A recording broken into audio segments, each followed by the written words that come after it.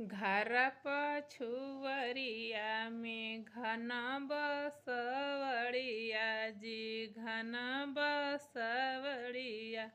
तोता मैना लिहलन बसेड़ रे ललनमा। तोता मैना लिहलन बसेड़ रे ललनमा।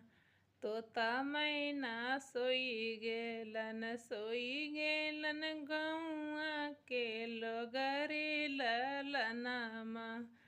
तोता मैना सोई गेलन गौआ के लोगरे ललनमा।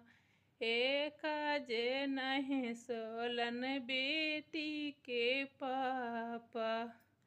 जिना खरदा है जाके फिकिर रे ललनमा। एक जे नहीं सोवल बेटी के पापा।